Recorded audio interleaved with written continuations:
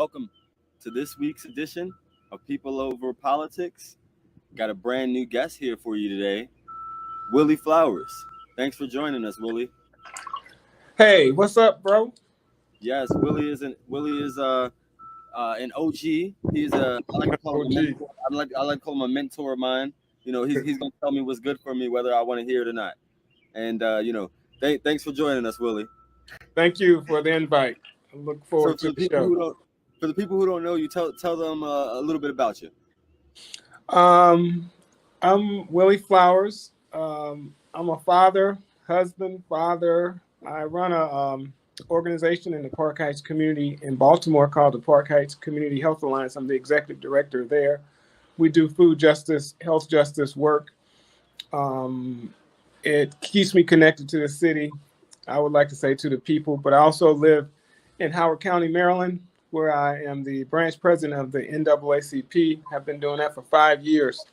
And but I'm also the state conference president for the NAACP in the state of Alabama. I'm a native Alabamian and just an all-around good guy. I had no clue about the Alabama ties, Willie. I know you're from Alabama, but I never knew you were still involved down there. Well, I'm not involved, but I have to take care of my people. Okay. That's where it got started, man. So okay. Got to always be able to go back home. Yes. And so, we just got out of a legislative session. I'm not gonna say we're through COVID because we're still battling. What are some of the biggest issues that Marylanders face, and especially Marylanders of color? Forefront. I think that I don't think the issues change. The state of our condition, the condition as a people is what I'm more concerned with, and how we plan to build up and not continue to be seen as victims, seen as being the ones at the bottom of everything. So I guess the biggest issue for me is how to take advantage of any opportunity to build up our people. And if you look in this state alone, everywhere we go, we're at the bottom of something. And even though we got all the political acumen, structure, all that any state would want to have, with Black African people are at the bottom, and I have a problem with that. And I quite frankly plan to live my life being known for somebody who tried to change that condition, and challenge the people who are perceived to be accountable for having us in that position as a people, and round up people who are ready to fight, because that's what I see missing here. There are people who are happy with the status quo. They become a part of the status quo, but they forget why, you talk about elected office, they forget why they were elected in the first place. You can talk about corporations, they forget why you wanted to run the corporation. Talk about any of the community stuff, they forget. So we have to, so there's no one issue. It's that bundle of madness, I think, because we are consistently, civilizations should be remembered and recorded for how they live, because for obvious reasons. But if you look at the last, 30 or 40 years, we're beginning to be recorded for how we die as Black African people. And I have a problem with that. And I think we need all hands on deck. We have more talented people. We have more prosperous people. We have more documented educators and academicians than we've ever had in the history of Black America. And we are still facing the same challenges. So we owe our ancestors something. And I think we owe it to have the same energy they had in dreaming of us doing what they dreamed of. We live in their dreams and falling apart at the same time. But the hope is that we can wake people up. We have enough structures in place to do it. And I want to see that happen. Well, I agree with the empowering message, of course, and, not playing the victim. But, one of the things I wanted to bring up was you're a tech guy. A lot of things you bring up to me, how we should be more engaged and interface more often with technology. And, one of the questions I had was the digital divide in Maryland. Is there a digital divide, and do you feel that, that there's a digital divide in different communities? Not only is there a digital divide, you can call it that, but quarantine, particularly when it came down to young people trying to access Wi-Fi from their homes, that was exposed. Their breakdowns. I mean, I have usually fluid internet when I'm in Howard County, but in my office in Baltimore, it's not. So there's something going on there. I don't know what that's about. And that's one thing. That's a basically an access issue. But the other piece is this whole thing about stopping our children from just being consumers. It's good to have access to this. I had to use the phone here. Good to have access to a phone so you can buy stuff and all that kind of stuff, but you're just a consumer. We're not even encouraging people to get stock in Apple. We're not encouraging them to get stock in whatever app. And then if you can't do that, you certainly can't have a person to turn an idea for an app into an app if they don't know how to code. So if our young people don't get uploaded fast enough or exposed and have access to coding languages fast enough, they can't participate on the back end. They're always going to be forced to be consumers. And what we're trying to promote, is this whole concept of community technology and making sure that access to technology looks like what you see with youth sports. That there's a season for everything. There's a season for coding. There's a season for hacking, to learn hacking. There's a season to learn web design. There's a season to learn machine learning. And so that after 12 years, vis-a-vis every sport that it takes, they do it for like 12 years. And you might not get a professional athlete, you may not get a college athlete, but you have somebody who can go back and teach other young people. And youth sports works perfectly doing that.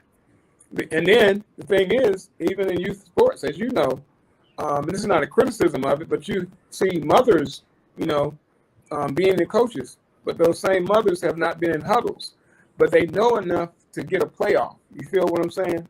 Because at some point you can't, you don't have to be a specialist. You can be the generalist, and that's what sometimes a coach is anyway. You see professional coaches who never played basketball, a sport as a professional or as a college athlete, but they learn the game.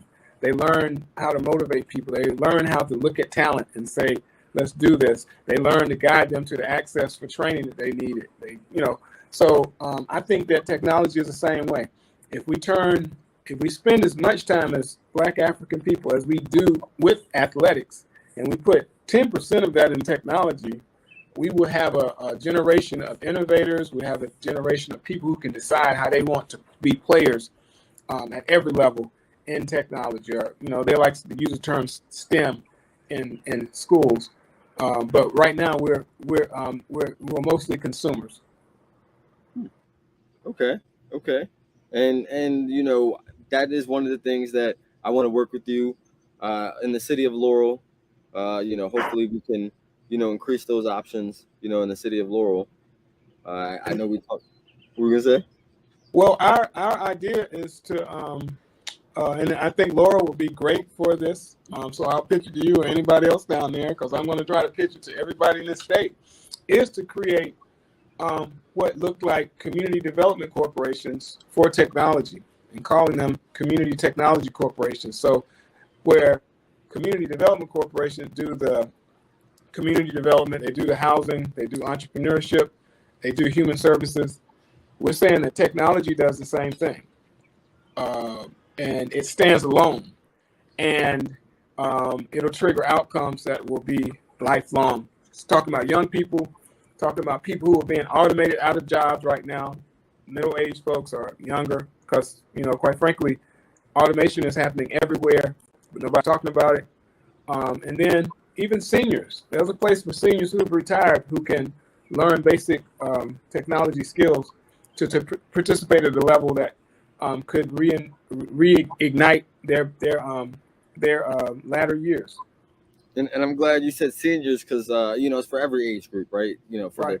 For the aging community. So from toddler to senior. So Everybody is anybody who is a consumer based on this easy access and automation and technology should also be thinking, how can I be an innovator? How can I be an entrepreneur? How can I be a player?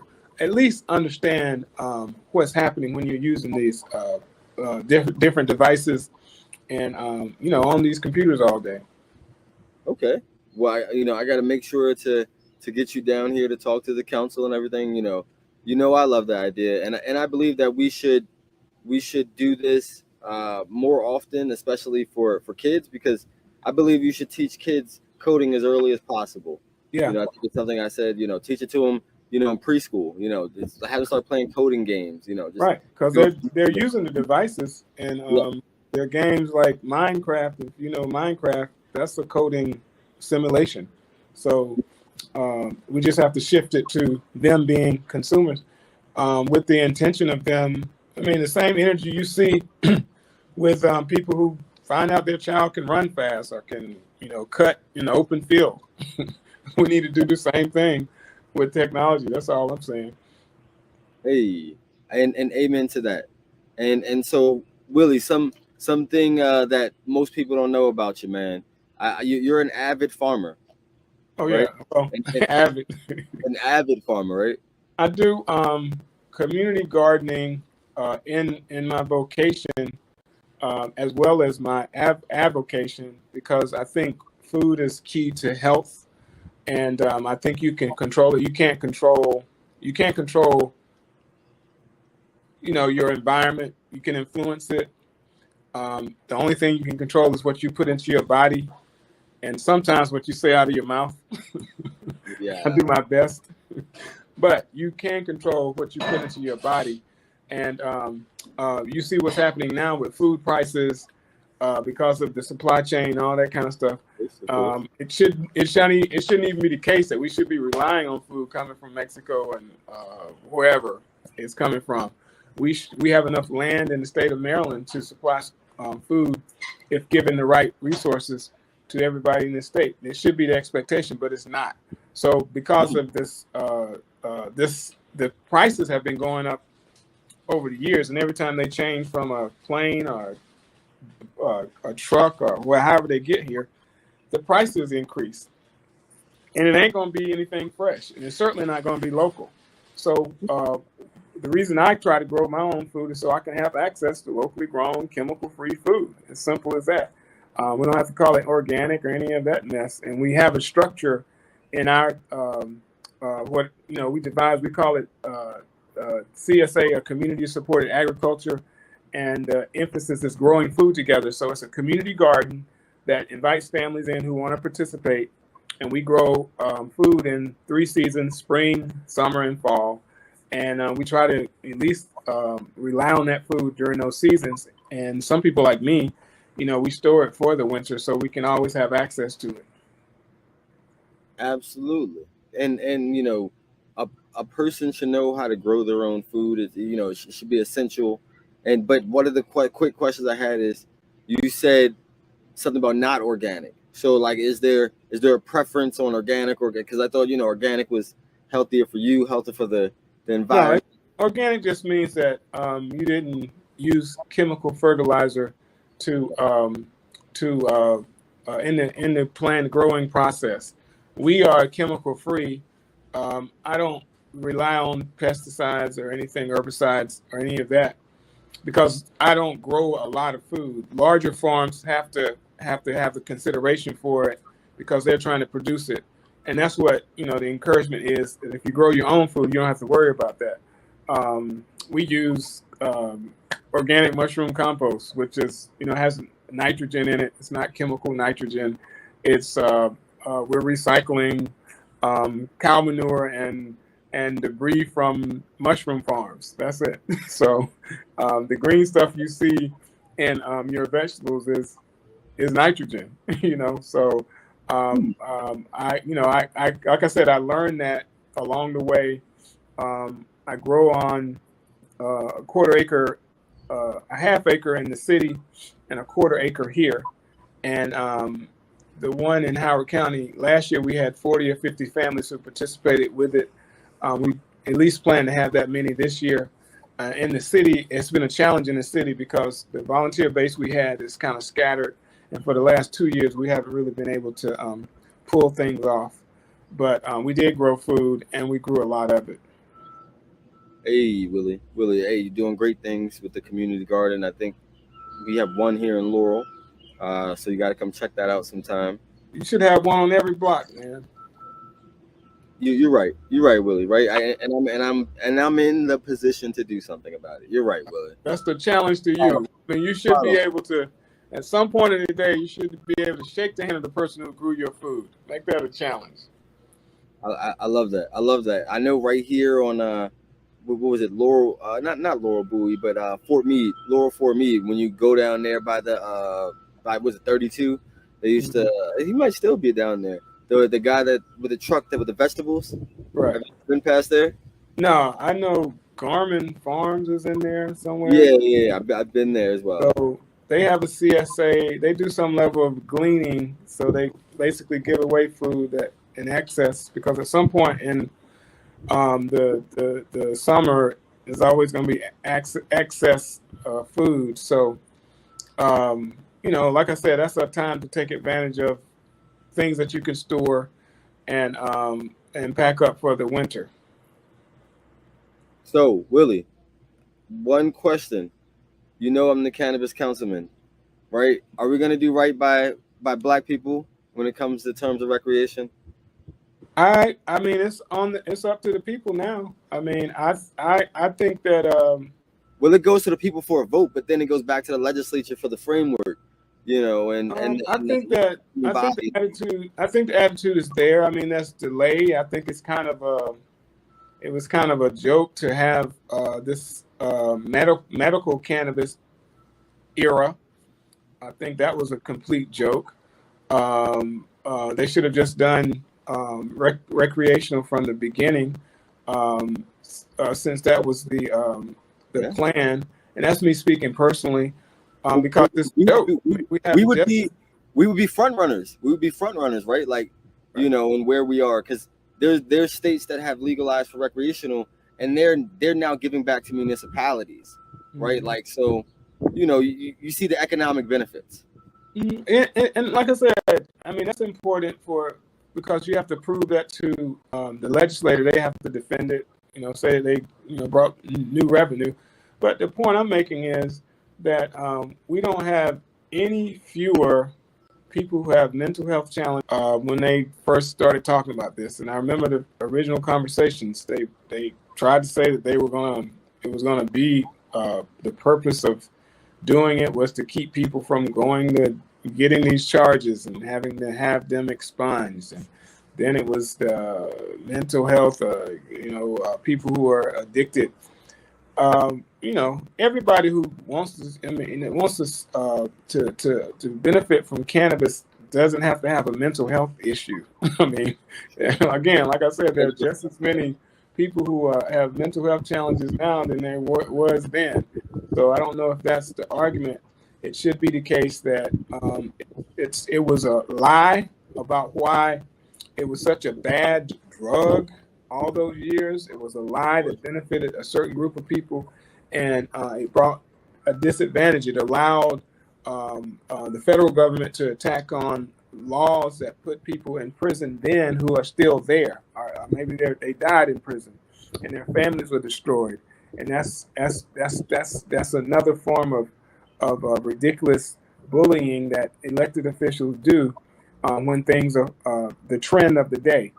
And I don't want to call this a trend, but I think it's more responsible to sit down and figure out how to devise a plan to structure how cannabis can can be recreational in the community, because the people are doing it anyway. So the decriminalization piece is another piece of it. That's what I was going to, the criminal legal aspect. I also feel, and this shouldn't be radical, but I'll say this because I know nobody has to a collective will to do something about it, and that is to look at everyone who has ever faced a charge, who has been in prison for something that we're going to legalize, give them all their money back, pay them back restitution for the time they spent in prison, and they could document the amount of money they spent trying to stay out, but they went anyway. So give them all their money back and let them participate in the industry.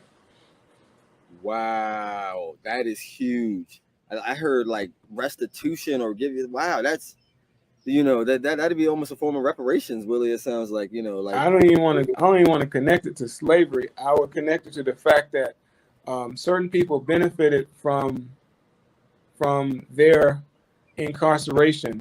Absolutely. And those same people are going to benefit from this period of recreational. They benefited from the medical because they have money to do it. And they should be banned from even participating. Anybody who benefited as a prosecutor or whatever, they should be banned from participating. Add that to it too. If that's radical, let's do that too. I'd have to check with people if that's even legal, right? Because one of the things that they always say is you can't really write this legislation based solely upon race. It's not constitutional. So it ain't just one race that benefited from prosecution. No. I'm just saying from a policy perspective, because of course these are the policy discussions that. Well, that's collective BS too. I mean, when President Biden decided to do an executive order when there was one situation of Asian hate crime in Georgia, he did an executive order specifically for Asians. So that's some BS. So I think that y'all Democrats need to stop thinking inside the box and need to go outside the donkey. Stop thinking at the donkey's butt and think about the rest of the donkey. What about that? Yes. Well, hey, Joe Biden still hasn't lived up to the promise as far as, what he's going to do on cannabis and, releasing, all nonviolent, cannabis offenders. But, outside of Joe Biden, back to, of course, Maryland, what I was talking about was one of the ways that has been talked about, we could look at it is from by zip codes. So by basing, these licenses of people who are getting licensed, applying for licenses based on zip codes who were hit the hardest by war on drugs. And, a lot of times that would be, the Black or brown communities or probably the poor communities. Because as we know, Blacks and whites use cannabis about the same rate. So it's not just a Black issue, but of course, I think that this benefits Black people. Brother, I live in Howard County and I work in Baltimore City. And I'm a runner.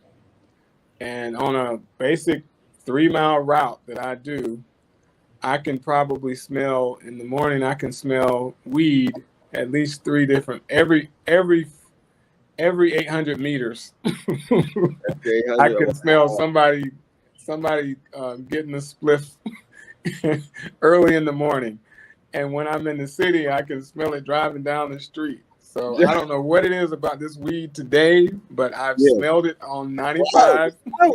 That's what it's loud. That's what they call it. It's loud. It's talking. It's funky. It's loud. I've smelled it driving around Baltimore City. So I don't think anybody has a significant loyalty or allegiance to weed more than the other communities. So I agree with you on that. So as a balance, and I don't. Again, there's that. I don't know what. I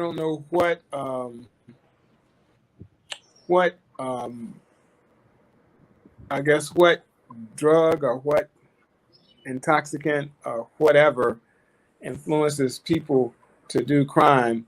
Quite frankly, from what I've seen in my life, I think being poor is the best factor to connect to crime. That's one of them. But I was going to say that I think it's a personality thing and some other undiagnosed mental health issues that make people do crazy things. And then, of course, from my love of Black people and love of myself, I think that we need to spend more time loving ourselves so that we can vibrate love to the rest of the community. And we can do that without any intoxicant. but we don't practice that first. That's absolutely. And Willie, you being a farmer, and of course we're being on the topic of the flower, hemp. Hemp has so many uses, Willie. Like, I don't know all the uses, but yeah, that too. Everything's on the table. I'm not gonna argue anything. I've seen what happens when you try to ban it. It didn't work. Yeah. I've seen what happens when you. You know why they try to ban it in the first place? Right. You tried to ban it. That didn't work. You see what happens when you try to ease it in to a certain benefit of a certain group of the community. That was a political disaster. Sure. So the instinct should be to give everybody equal access to it, decriminalize it anyway, because I don't know the details of the bill or the last bill about growing it in your house, but nobody should be victimized for growing marijuana in their house. If they can grow it, they should be able to grow it. The bill hasn't passed yet, but the framework is for plants. So that's what is the starter point of the conversation if it passes on the ballot in November, if and when. You said 4 plants? Four plants. I thought there was already, but I don't know. Like I said, I don't know. There's no like currently there's no like plant limit or anything like that. But they did pass the bill. Well, again, and I mean, I've lived my life doing democratic politics and all that. Some of it is nonsense, but because I've lived my life to the fullest. I have some liberal views. I have some libertarian views. I have some conservative views. And quite frankly, I don't think you're living your life if you ain't had all those views. So if you are so as it pertains to this, I don't think anybody who wants to grow it in their home should be taxed because they're growing it. That's some BS. They should just be able to do it just like you're growing these tomatoes I'm about to plant, in the next couple of weeks. It shouldn't be a tax on it. That's nonsense to me. Hey, I will agree on you, and of course I'm gonna watch that aspect of it, to make sure to advocate, to make sure that there isn't taxes on that. And switching the topic, Ms. Flowers and Willie. So tell people how they can stay connected with you. You can hit me up on mscpresident20@gmail.com. Our website is NAACPmaryland.org. You can see our activities there. We have Howard County NAACP.com as well. And my number is 443-610-0716, 443-610-0716. You can hit me up. Everybody calls me anyway. And I certainly encourage people to join the NAACP. The NAACP is an organization that's created by committees, and there's always something to do. Our effort right now is to make our organization be a funded organization that can sustain a staff in perpetuity. We haven't had anything but a volunteer support in the past, but we're trying to pivot to having a full-time staff so that we can do more stuff and to build our 25 branches in the state of Maryland, 25 branches with 2 of them in Baltimore County. So we need all hands on deck for that. If you want to work at the branch level, you can do that. If you want to work at the state conference level, you can do that. But we need all hands on deck to make this thing about sustaining Black life into the future a reality. Again, I started off saying some pretty provocative stuff about the challenges that we face, but I didn't say that I've given up. I want to put an effort in place to always be able to inspire our people to do what's the best and next thing for us. And we got plenty of it. We got plenty of access in this state. And I want to take advantage of it so our people can be better off than we are now. Absolutely. And Brother Flowers, of course, thank you for making sure I got involved in the NAACP. And I want to thank you because you answered the call, and that's what it takes, man. So I love you for that. and I look forward to your, whatever your next step is. And like I said, I mean, I didn't tell you this, but I see the NAACP as a pipeline for leadership in this state. And we have right now in Howard County, we have 3 of our members who are running for public office. We have Rebecca Nyberg, who's running for delegate. We have Jansen Evelyn, who's they call him Believe in Evelyn, who's running in the 4th district for council, county council. And we have Jackie McCoy, the real McCoy, who's running for school board. And that makes me happy because they got connected to the NAACP while I was involved. And as everybody knows that, we can't run around saying NAACP endorse somebody, but you can be sure that I'm trying to make sure that they get elected. We also have at the state conference level our public safety chair, outgoing public safety. She had to take a leave of absence. Public safety chair. Her name is Lenora Dawson, and she's running for clerk of court. So this kind of stuff makes me happy. We also have a candidate in Calvert County. Her name is Camille. She's running for school board. And a few people in Charles County running for different offices there. County council. Her name is Tina.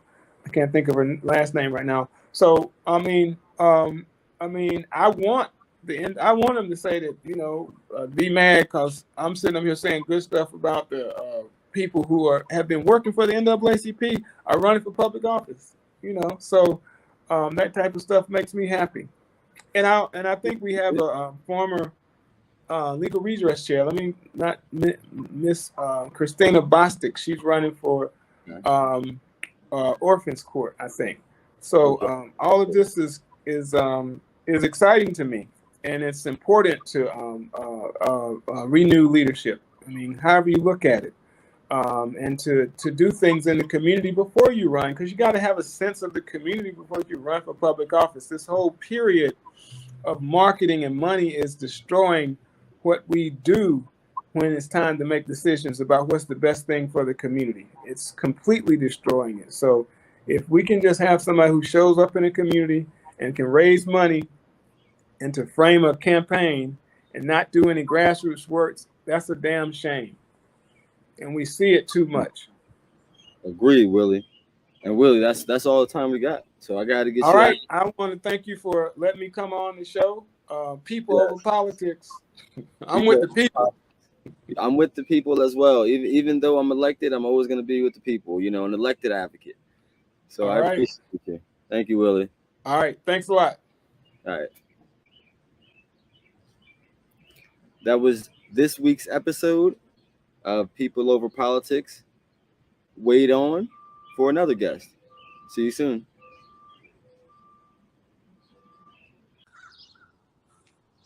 Welcome back. We have another guest. We have a gubernatorial candidate. So for this cycle, it's a crazy season. 2022, it's election time. We have so many races going on. And, one of my favorite people to connect with, Jon Baron. Hey, Jon, how you doing today? Good. How are you doing? I am doing well. So Jon, for people who don't know about you, or who might not, who might need to learn more about you, tell them about yourself. Give them your elevator pitch. Okay. All right. Very good. So it's good to see you, Martin. And congratulations on your election to the city council. So I'm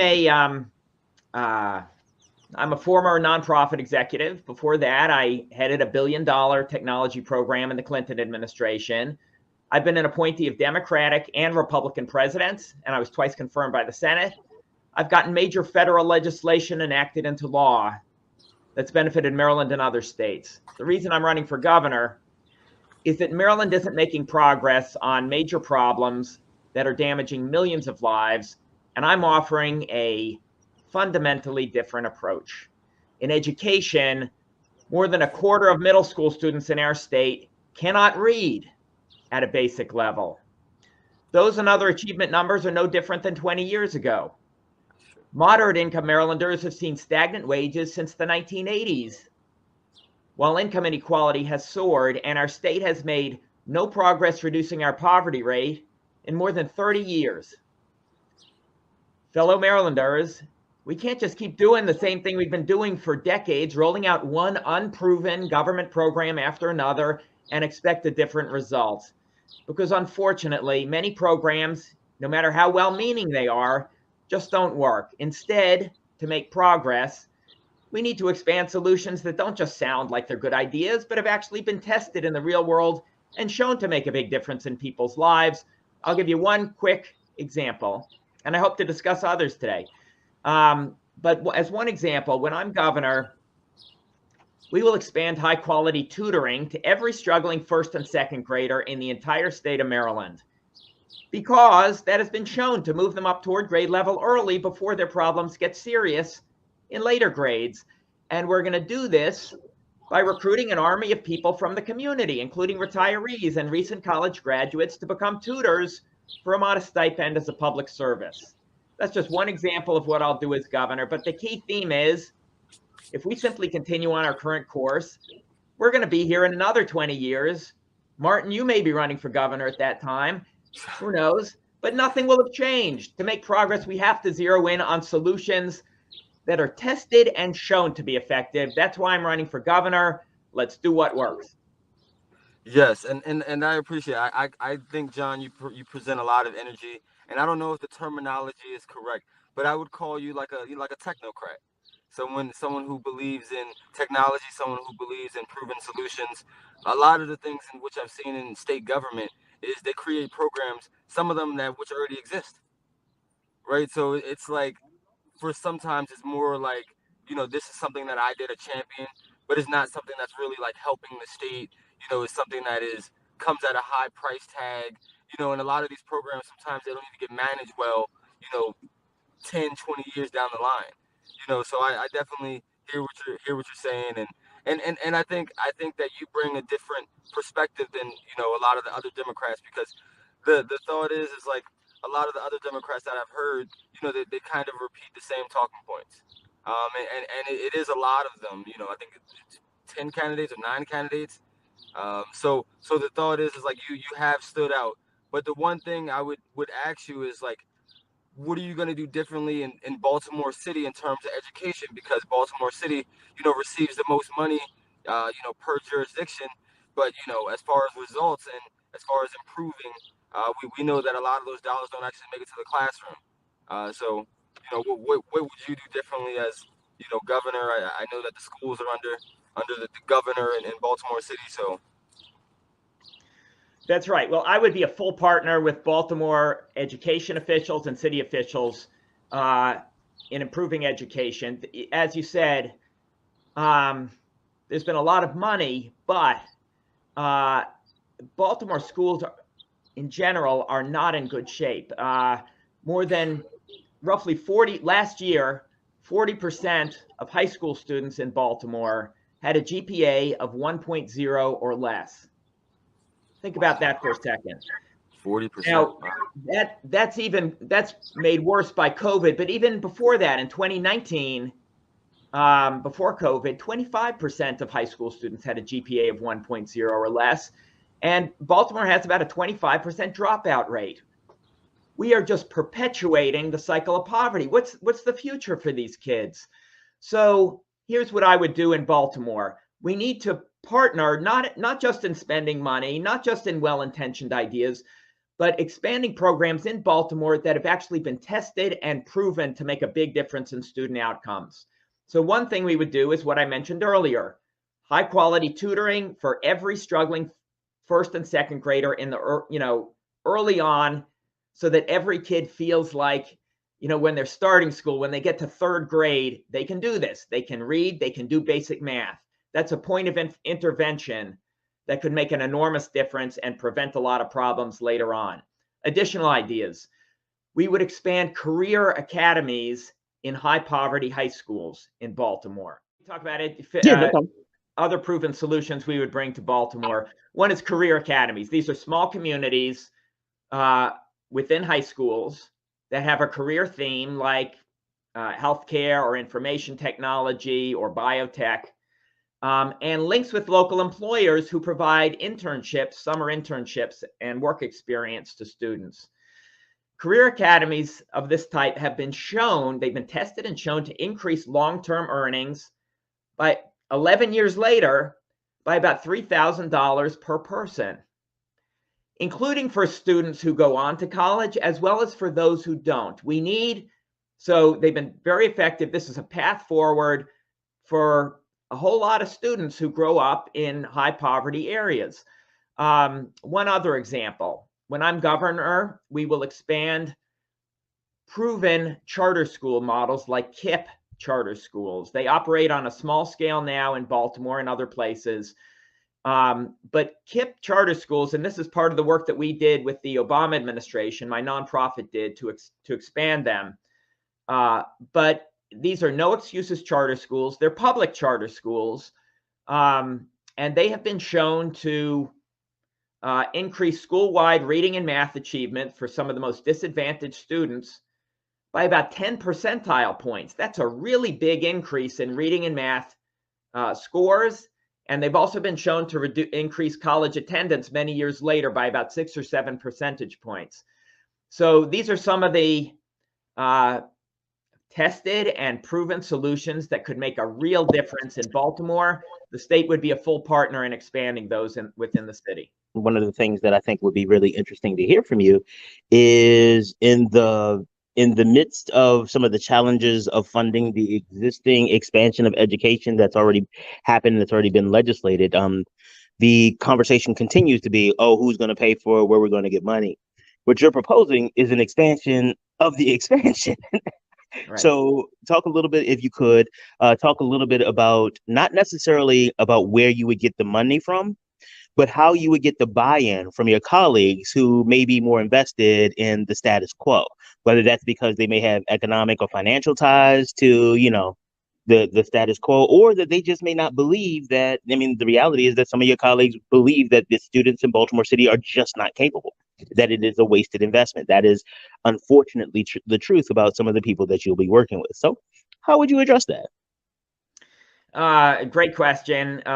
So one thing to keep in mind, we have the blueprint legislation has passed, which provides increased funding. And I strongly support the blueprint. I would bring a very different approach than other gubernatorial candidates to the implementation of the blueprint to make sure that the new resources are focused on, again, ideas that don't just sound good, but have been tested and shown to make a big difference in student achievement and other student outcomes like the ones I described. So the new resources would be focused on things like career academies and expansion of Kipp charter schools and tutoring and so on. The reason that is important is because we've been down this road before. 20 years ago, there was the Thornton Commission, and it was similar to the current effort. But it resulted, Maryland saw a major rise in education spending during the 2000s, about a 40% increase in spending per pupil after adjusting for inflation. Now, the Kirwan Commission found that despite that increase, it did not improve student outcomes. This time, we need to do it differently. Again, not just well-meaning, not just spending money, but focusing the new money on things that are really going to make a big difference for students. Now, in terms of your question about how do you get buy-in, when there's new money available, that helps enormously. For example, and there is this new money available from the state. When the money under Blueprint goes from the state to the localities, to local school districts, we can build in incentives and technical assistance to expand things like high quality tutoring or academies or some of the others that I've described. There can be incentive money with those new resources from when they come from the state, if the school districts will match the money, for instance. And the state can also provide technical assistance to make sure that, for example, the tutoring is done with integrity. It's done, with trained tutors and the tutoring is done 5 days a week, 20 minutes a day. The thing that's really needed, the approach that's really needed to ensure that you get a big gain in student achievement. Cool. So how would you ensure that as you are bringing these resources in, one of the things that we find happens a lot, we find that a lot of people, um, it sounds like a lot of people are not necessarily invested for their success, but invested kind of for the check boxes. It's like, oh, look what we did in these communities, how wonderful we are. Look, oh, wait, wow, we're great. And we're not, we're not like the other party, whatever that other party happens to be, depending on who you're talking to. So how do we move people to a position of really having, again, not just the buy-in, but believing that these things are possible? Because one of the things that we've seen is that some of the obstacle is that some of your colleagues just don't believe.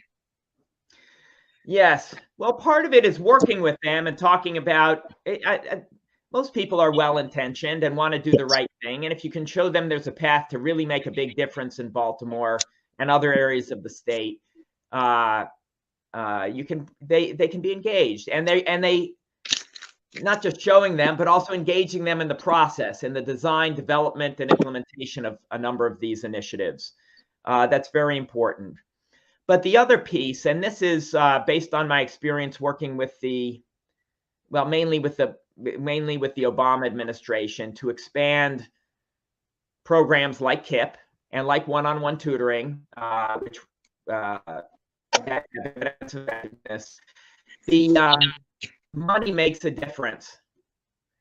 So, for example, if the state, usually what happens is when money goes out from the state to the local school districts, it goes out through largely an unthinking process, a mechanical process based on formulas and so on. Yes. Formulas. We can change that. We should change that so that when the money goes from the state to the localities, at least part of the money is conditioned on the localities adopting and faithfully implementing some of these proven approaches that I described tutoring. Okay. That sounds wonderful. What would you do to make sure that the members of the community and the members of the community and people who are actively engaged, who will be impacted by it, how do you ensure that their voice? And again, I know we're talking a lot about education in Baltimore City, but I want let's kind of pull out statewide, because while I love Baltimore City, I do recognize that if you're governor of more than just Baltimore City. Unfortunately, William Donald Schaefer may not have realized that when he was governor, but that's a separate conversation for later. And I own that. I own that particular statement. But how do you ensure that the people who are going to be most affected by these policies have not just performative voice, but are meaningful partners in the conversation? Two ways. Number one, we would involve people from the community and parents and local education officials and teachers in all aspects of the design, development, and implementation of these new initiatives. That's at the front end. That is extremely important for a lot of reasons, not just engagement, but also to make sure that these initiatives are implemented effectively. True. I think maybe we've all seen, or at least I've seen, a number of cases where you have all of these great ideas implemented at the policy or leadership level, and at the local level where the programs or the tutoring, for example, is actually occurring. Mm-hmm. The people at the leadership level have no idea what's going on at the local Absolutely. level, and there are problems at the local level in the design and the implementation and all of that. That occurs often in government. So we need to, and I would, as governor, proactively reach out to people in the community at all phases of design, development, and implementation of these new initiatives. Furthermore, I would be in the classroom as governor doing some of the tutoring. So both as an example and also to see how well it's going on the ground. Extremely important. I'm sorry, John. I have got to just stop you right there. Thank you for that. Like, if you, in nothing else that you've ever, if there's nothing else that you have said, at least for me, that kind of resonates, it is the fact that, notwithstanding how ridiculous the governor's schedule is going to be, you recognize the importance of at least making sure that you are checking on the implementation. So, and again, you know, not an endorsement or anything, but one of the things that I do appreciate is people understanding the need to not just sit in the office, sign papers, and send them out to the community as an edict, but to really understand what it looks like on the ground. And so and again, I apologize for, no, I don't apologize, because you made a great point and I just needed to highlight it. So that's all. Well, thank you. I mean, that would be one way in which I would be very different than other candidates. It is essential, not for a lot of reasons, but mainly to make sure things work. Yes. Things are effective. You have to have ongoing input from the community, the place where it's actually being delivered. Otherwise, you're just setting yourself up for major problems. So I would proactively reach out to people at the beginning, middle, end, all stages to make sure we're getting input. And then at the back end, one additional thing we would do as we launch all new initiatives, including the ones I described in education, we would require an independent assessment, a rigorous assessment, the results of which will be reported to the voters and to me as governor and to the General Assembly at the same time, so that everyone will see, did this new initiative actually increase high school graduation rates or whatever the goal is? People won't have to just take my word for it. This is the way that government ought to operate. I know you have a lot of ideas, and I know you're a well-researched individual. So yeah, what is something that you, as an incoming governor, would do to help returning citizens and make sure they have the resources, and wraparound services to succeed, after they get out, and we don't, that revolving door doesn't happen? So there's a couple things. Number one, there are things we can do up front to prevent incarceration. One of them is drug courts, which have been tested and shown to be a very good alternative to incarceration. So you don't have the problem of people being incarcerated and then needing to return. Drug courts are an alternative to incarceration for nonviolent drug offenders like heroin addicts, for instance, that requires them, they have to sign up to this, but it requires them, they're not incarcerated, but they have to agree to go into mandatory drug treatment and to get tested on a regular basis. And it has been shown to reduce reincarceration and rearrest and criminal activity by about 1/3 for the people who participate.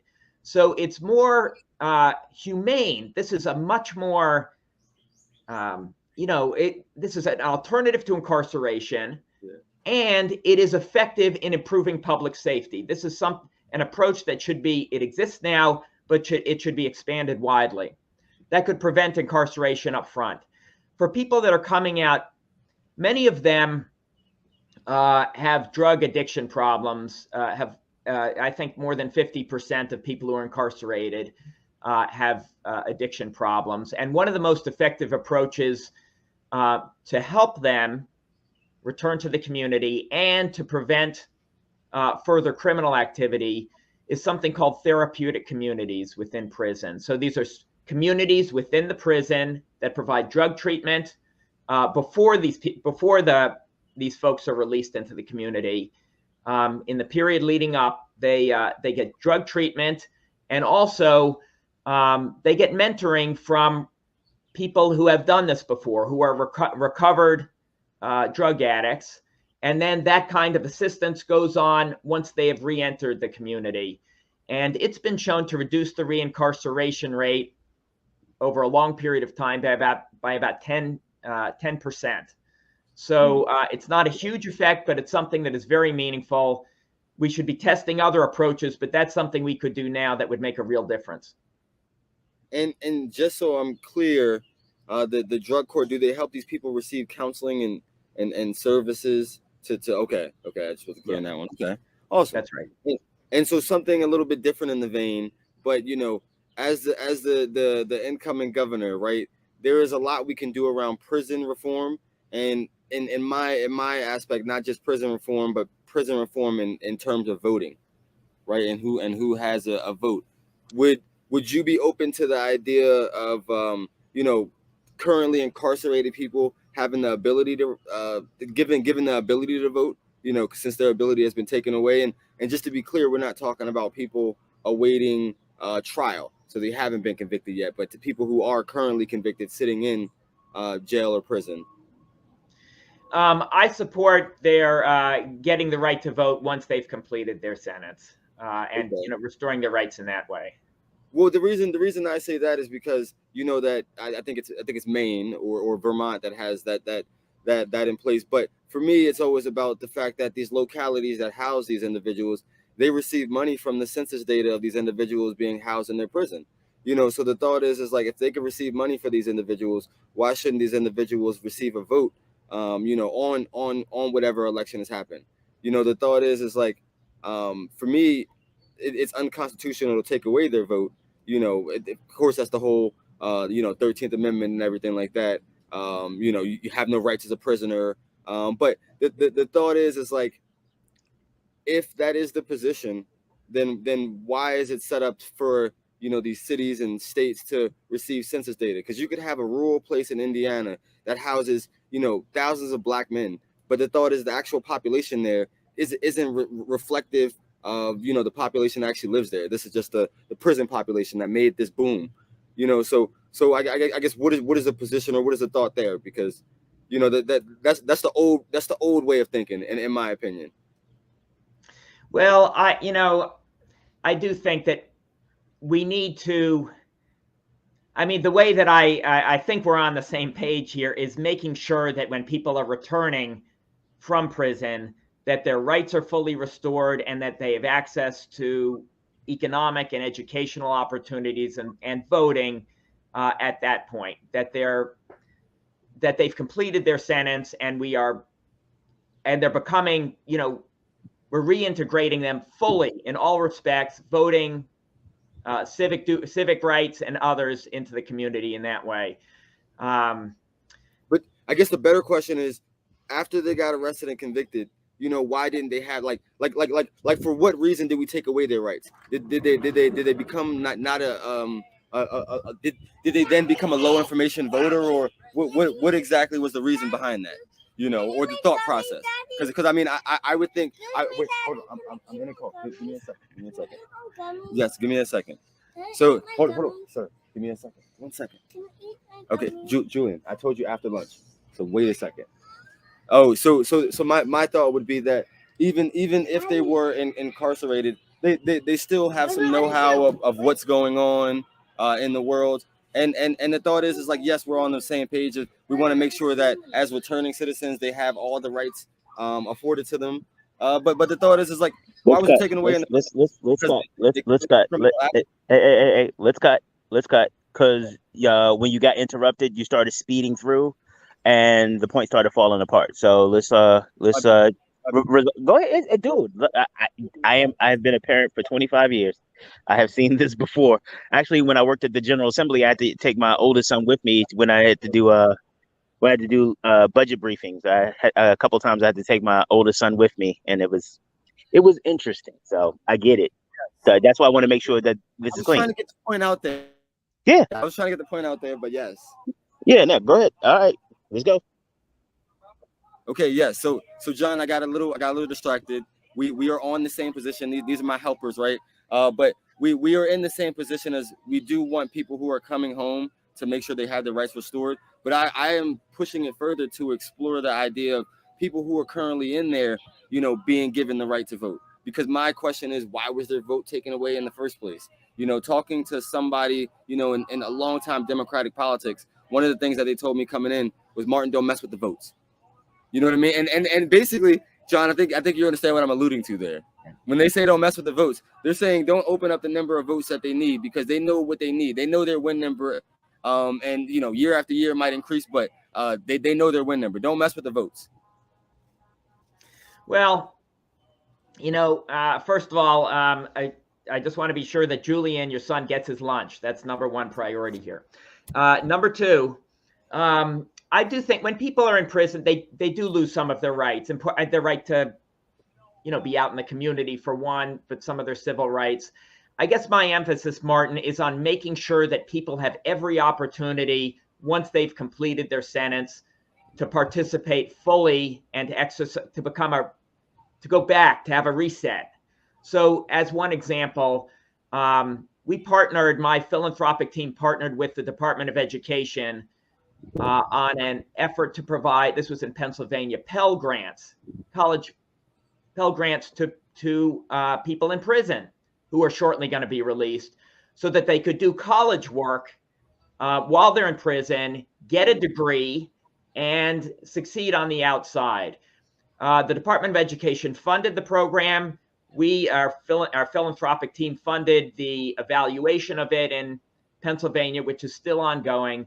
But we need to test try a number of really promising ideas like that to see whether they really give people a leg up once they get back into the community. That's where my emphasis would be. I mean, John, I'm here with you. I want them to put these college programs back into the prisons. I want to make sure that these libraries are full. I want to make sure that they have services, right? Like, I am fully for that. Would you be willing as a governor to take a tour and volunteer in some of these prisons? Because the thought is you have to meet some of these individuals and understand them. The bigger position that I wanted to push was, some of their rights are taken away, but I'm still not clear on why. Like I'm still not clear on why and the best reasoning to why they're taken away. The answer to your question is yes. I would. I have visited prisons in the past, and I would in the future as governor, because some of these efforts take, for the same reason I described, that I would be tutoring. I would do some tutoring in the schools as part of the tutoring initiative. I would actually do that. It is essential when we're rolling out things like, or trying to expand or to test new approaches, like the therapeutic communities, like I described earlier, like prison Pell Grants to provide educational opportunities to people who are going to be reentering the community. I would want to see how those are operating firsthand and to talk with people in prison about them. That I think is essential, again, to seeing whether it's working effectively. So yes, I would be a hands-on governor in that way, absolutely. And hey, I'm willing to take that trip with you. But I just want to make sure that, as a Democrat, we talk about access and expanding access. I want to make sure that we're truly, taking these steps to expand access, because a lot of times I thought Maryland as a fake progressive state, right? And progressive in its term doesn't mean anything. Progressive is an ambiguous term, especially nowadays. Right. But the reason I say that is because we can be a leader on so many things in which we don't lead, or we lead halfway. Take half measures. So of course, that's something to just think about, take home. And one of the questions I wanted to ask you, leading in the same vein, is we have recreation coming on the ballot in November. So what are some of your thoughts around recreation? The next governor is going to be in charge around $1 billion industry. As far as who's on these boards, and they're gonna have a lot of deciding power. So what is your position? Do you want to see it legalized? And then after of course it passes the ballot, I believe. What type of social equity measures would you champion for in Annapolis next session? So I supported it being placed on the ballot. I will vote for it. Okay. I also believe that when the industry begins, we need to make sure that the licenses fully give access and equal opportunity to minority-owned businesses. I think that's essential as part of the establishment of this new industry. Yes, and I like that you talked about the business aspect. But when I say like the social equity, I also want to push to reparative justice or restorative justice. So thinking of some people who are incarcerated, on cannabis-related charges, whether it be possession or distribution, things like that nature, or making sure that rights restored, not just their rights restored, their criminal convictions expunged when they come back. If we're as a state are pushing for expanded access to cannabis and decriminalization and all of those things, the idea is that the people who are currently serving time, or whose records are besmirched because of that, is what's your position on removing those things and that type of activity. Yeah, I support the expungement of criminal records for people convicted of cannabis possession. Strongly support that. It's just Okay, one of those days. Yeah, that was like my last question. You know, I until we know let it he said close. he's So absolutely on board with restorative justice. I was telling him that you often feel Laurel is the redheaded stepchild of Prince George's County, and you want, or at least of the district, and District you 23, that Bowie House of right, Delegates district. Yeah. right, And District 1 at the county council level. absolutely. So And because so that's in South Laurel I too. was asking him about what he would do to ensure not just South Laurel, but districts like South Laurel, areas like South Laurel throughout the state get their voices heard. Perfect. Those who are normally marginalized and stuff like that. Perfect. Yeah. That's exactly where I was going. You know, I want to make sure that South Laurel has love because it's not in the municipality. So a lot of times it does have to make sure that the county and state are, you know, supporting it. And in South Laurel, personally, I've seen a lot of, a lot of residents not get attention to. Like a lot of the developments not, get developed. It seems to be a lot more trash over there. You know, not people doing cleanups and coming to pick up the trash. So it just seems like people are neglecting that area in some regards, and it's just shameful because that area is heavily, minority. Yes. So. Let me talk about a couple items there. Number one, in terms of money for economic development that comes from the state and related activities, we need a process that is that ensures that communities that are most in need do not get overlooked and indeed are prioritized in the process. So there should be a competitive process for the way the money goes out at the state level that prioritizes, number one, the quality of the project, what's actually being proposed, how much merit it has, but number two, the need of the community, so that the communities you're talking about get a leg up in the competitive process for state funding. Okay. One other thing in this area. One of my main initiatives, one of the main problems I'm seeking to address, I alluded to at the beginning, is that for the bottom 40% of Maryland households, they have seen stagnant wages since about 1980, while income inequality has soared. Meaning the American narrative of optimism and progress, the idea that each generation is going to do better than the last, doesn't hold for nearly half of people in our state. And in particular, for people from disadvantaged backgrounds, people of color, the Black poverty rate, for instance, in Maryland is 50% higher than the overall poverty rate. One of my top initiatives as governor would be to address that, because we cannot just keep doing the same unproven plans we've been doing forever and expect different results. We need to do things that are tested and proven to make a real difference for people from disadvantaged backgrounds. So one of my main initiatives would be to partner with businesses statewide to provide effective job training to every young adult in the entire state of Maryland who wants to advance. If it's done right, job training has been shown to increase earnings as much as 40%. But the key is to focus that training on industries that are fast growing, like IT or healthcare, and also to work hand in hand with employers who provide paid internships to the trainees.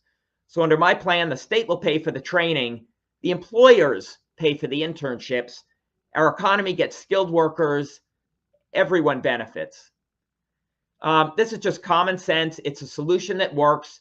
And when I say that earnings are increased by 40%, that's been shown for young adults who are 80 to 90% Black or Hispanic. So this is something that could really make a major difference for in terms of equity and economic opportunity for millions of people across the state. Yeah, job training. I applaud that.